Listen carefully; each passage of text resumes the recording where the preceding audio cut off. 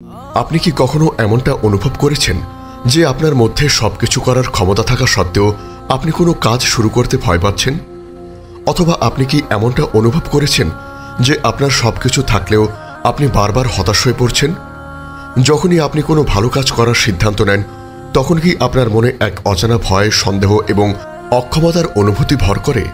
এই অনুভূতিগুলো আপনার আত্মবিশ্বাসকে এমনভাবে দুর্বল করে দেয় যে আপনি আর কোনো উদ্যোগ নিতে পারেন না। আপনার মনে হতে পারে এই অনুভূতিগুলো আপনার নিজেরই দুর্বলতা, কিন্তু আপনি কি জানেন এই অনুভূতিগুলোর পেছনে রয়েছে এক অদৃশ্য শত্রু যে আপনার অন্তরে বারবার ফিসফিস করে এবং আপনার আত্মবিশ্বাসকে ধ্বংস করে দেয়? সেই শত্রু হল ইবলিস, শয়তান। আজ আমরা ইসলামের সুমহান শিক্ষার আলোকে গভীরভাবে জানব কিভাবে শয়তান আত্মবিশ্বাসকে ধ্বংস করে দেয়, শয়তানের 5টি গোপন কৌশল কি এবং এই কৌশলগুলো থেকে নিজেকে রক্ষা করতে একজন মুমিন হিসেবে আমাদের করণীয় কি, সেই সম্পর্কে ইসলামী শরিয়া কি বলে, যাতে আপনি শয়তানের সকল ধোঁকা থেকে নিজেকে রক্ষা করতে পারেন এবং আল্লাহর উপর ভরসা রেখে একটি আত্মবিশ্বাসী জীবন গড়ে তুলতে পারেন। আসসালামু আলাইকুম রাহমাতুল্লাহ। আপনার ঈমানী জীবনকে আরও সমৃদ্ধ করতে আধ্যাত্মিক জ্ঞান ও অনুপ্রেরণার এক অসাধারণ ভাণ্ডার পেতে আজই ভিজিট করুন আমাদের ওয়েবসাইট www.ummahkonth.com। প্রিয় শ্রোতা, আল্লাহ তাআলা মানুষকে সৃষ্টি করেছেন এক বিশেষ মর্যাদা দিয়ে। তিনি মানুষকে বিবেক, বুদ্ধি এবং স্বাধীনতা দিয়েছেন।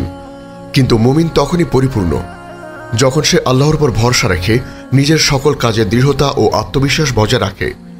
কিন্তু আমাদের এই আত্মবিশ্বাসকে দুর্বল করার জন্য শয়তান প্রতিনিয়ত আমাদের উপর নানা কৌশল প্রয়োগ করে। আল্লাহ তাআলা পবিত্র কোরআনে শয়তানকে আমাদের প্রকাশ্য শত্রু বলে ঘোষণা করেছেন। শয়তানের মূল লক্ষ্যই হল মানুষকে আল্লাহর পথ থেকে বিচ্যুত করা, আর প্রথম ধাপ হল মানুষের আত্মবিশ্বাস নষ্ট করে দেওয়া। শয়তানের 5টি কৌশল যা আত্মবিশ্বাসকে ধ্বংস করে। শয়তান অত্যন্ত ধূর্ত ও কৌশলী। সে সরাসরি এসে আমাদের কোনো মন্দ কাজের আদেশ দেয় না, বরং ধীরে ধীরে আমাদের অন্তরকে সন্দেহ ও নেতিবাচক অনুভূতি ঢুকিয়ে দেয়। 1. অতীতের ভুল নিয়ে অনুশোচনা তৈরি করা।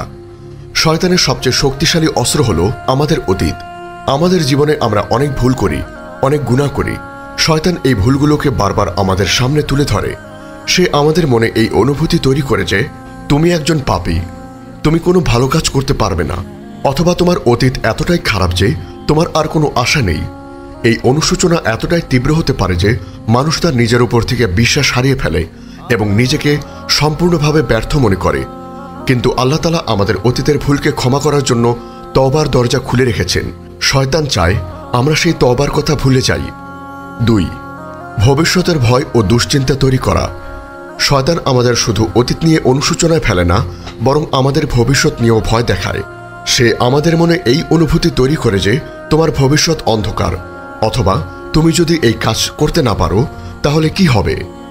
এই ভয় এতটাই প্রবল হয় যে আমরা কোনো কাজ শুরু করার আগেই হাল ছেড়ে দেই।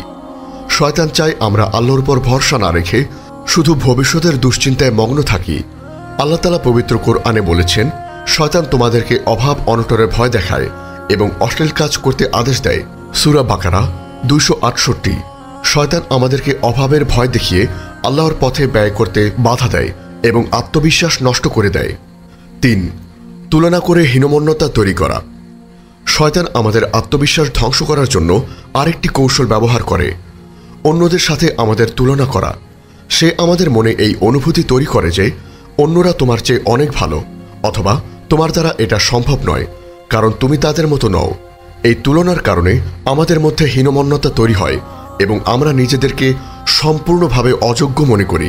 কিন্তু আল্লাহ তাআলা প্রত্যেক মানুষকে আলাদা আলাদা যোগ্যতা ও মেধা দিয়ে সৃষ্টি করেছেন। শয়তান চায় আমরা আল্লাহর এই নিয়ামতকে ভুলে যাই এবং নিজের দুর্বলতা নিয়েই পড়ে থাকি। 4. অলস্য ও প্রোক্রাস্টিনেশনের ফাঁদে ফেলা। যখন আমরা কোনো ভালো কাজ করার সিদ্ধান্ত নেই, তখন শয়তান আমাদের মনে অলস্য ও প্রোক্রাস্টিনেশনের অনুভূতি তৈরি করে। সে আমাদের কানে ফিসফিস করে, এই কাজটা এখন করার দরকার নেই, অথবা কালকে করলেও হবে, অথবা এখন মন ভালো নেই, পরে করব। এই অলস্যের কারণে আমরা কোনো কাজ শুরুই করতে পারি না এবং আমাদের আত্মবিশ্বাস ধীরে ধীরে নষ্ট হয়ে যায়। এর ফলে আমরা কোনো কাজে সফল হতে পারি না এবং নিজেদেরকে ব্যর্থ মনে করি। 5. যাই করুন সবকিছুতে ব্যর্থতার ধারণা দেওয়া। শয়তান আমাদের মনে এই ধারণা ঢুকিয়ে দেয় যে তোমার সব চেষ্টাই ব্যর্থ হবে সে আমাদের মনকে এতটাই নেতিবাচক করে তোলে যে আমরা কোনো কিছু শুরু করার আগেই নিশ্চিত হয়ে যাই যে আমরা ব্যর্থ হব। এই নেতিবাচকতা আমাদের শক্তি ও মনোবলকে সম্পূর্ণরূপে নিঃশেষ করে দেয়। আল্লাহ তাআলা পবিত্র কোরআনে বলেছেন, তারা কি আল্লাহর রহমত থেকে নিরাশ হয়ে গেছে? নিশ্চয়ই আল্লাহর রহমত থেকে কাফের সম্প্রদায় ছাড়া আর কেউ নিরাশ হয় না। সূরা ইউসুফ আয়াত 87। শয়তান চায় আমরা আল্লাহর রহমত থেকে নিরাশ হয়ে যাই এবং নিজেদেরকে সম্পূর্ণভাবে পরাজিত মনে করি। শয়তানের এই কৌশল থেকে বাঁচার উপায় আল্লাহর ওপরে পূর্ণ ভরসা রাখা। শয়তানের সকল কৌশলের বিরুদ্ধে সবচেয়ে বড় অস্ত্র হল আল্লাহর উপর পূর্ণ ভরসা রাখা। আল্লাহ তাআলা বলেছেন, আর যে আল্লাহর উপর ভরসা করে তিনি তার জন্য যথেষ্ট। সূরা তালাক আয়াত ৩। দোয়া ও জিকির। শয়তানের ওয়াসওয়াসা থেকে বাঁচার জন্য আল্লাহর কাছে বেশি বেশি দোয়া করা এবং আল্লাহর জিকির করা। তওবা ও ইস্তেগফার। অতীতের ভুলগুলো নিয়ে অনুশোচনায় না পড়ে বরং আল্লাহর কাছে তওবা করা এবং ক্ষমা চাওয়া। আল্লাহ তাআলা আমাদের গুনাহ ক্ষমা করার জন্য প্রস্তুত। নিজের সক্ষমতাকে মূল্যায়ন করা। শয়তান যখন আপনাকে অন্যের সাথে তুলনা করতে বলবে তখন আপনি নিজের ভেতরের সক্ষমতাকে মূল্যায়ন করবেন এবং মনে রাখবেন আল্লাহ আপনাকে অনন্য প্রতিভা দিয়ে সৃষ্টি করেছেন। সৎ কাজ শুরু করা। শয়তানের অলস্য থেকে বাঁচার জন্য যখনই কোনো ভালো কাজ করার চিন্তা আসবে তখনই তা শুরু করে দিন। ভালো মানুষের সঙ্গ। ভালো মানুষের সঙ্গ গ্রহণ করুন যারা আপনাকে অনুপ্রেরণা দেবে এবং আপনার আত্মবিশ্বাসকে বাড়াতে সাহায্য করবে। প্রিয় শ্রোতা, শয়তান আমাদের প্রকাশ্য শত্রু। সে আমাদের আত্মবিশ্বাসকে দুর্বল করে এবং আমাদের জীবনকে ধ্বংস করতে চায়। কিন্তু আমরা যদি আল্লাহর উপর ভরসা রাখি, তার কাছে দোয়া করি এবং তার পথে অবিচল থাকি, তবে শয়তানের কোনো কৌশলই আমাদের ক্ষতি করতে পারবে না। আপনার ভেতরে যে আত্মবিশ্বাস আছে তা আল্লাহর দান এবং শয়তান চায় আপনি এই দানকে ভুলে যান। আপনি যদি আপনার রবের উপর ভরসা রাখেন তবে আপনার কোনো ভয় বা দুশ্চিন্তা থাকবে না। আল্লাহ তাআলা আমাদেরকে শয়তানের সকল ধোঁকা থেকে রক্ষা করুন এবং আমাদের আত্মবিশ্বাসকে মজবুত করার তৌফিক দান করুন। আল্লাহুম্মা আমিন। আমাদের এই মহৎ বার্তা ছড়িয়ে দিতে অনুগ্রহ করে চ্যানেলটি সাবস্ক্রাইব করুন এবং বেল আইকনটি প্রেস করুন। আমাদের ফেসবুক পেজ ফলো করে উম্মাকণ্ঠ পরিবারের একজন সদস্য হয়ে যান। ইসলামিক ব্লগ ও রিসোর্স পেতে আজই ভিজিট করুন আমাদের ওয়েবসাইট www.ummakontho.com।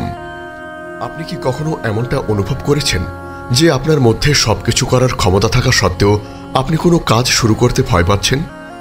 অথবা আপনি কি এমনটা অনুভব করেছেন যে আপনার সবকিছু থাকলেও আপনি বারবার হতাশ হয়ে পড়ছেন? যখনই আপনি কোনো ভালো কাজ করার সিদ্ধান্ত নেন তখন কি আপনার মনে এক অজানা ভয়, সন্দেহ এবং অক্ষমতার অনুভূতি ভর করে? এই অনুভূতিগুলো আপনার আত্মবিশ্বাসকে এমনভাবে দুর্বল করে দেয় যে আপনি আর কোনো উদ্যোগ নিতে পারেন না। আপনার মনে হতে পারে এই অনুভূতিগুলো আপনার নিজেরই দুর্বলতা, কিন্তু আপনি কি জানেন এই অনুভূতিগুলোর পেছনে রয়েছে এক অদৃশ্য শত্রু?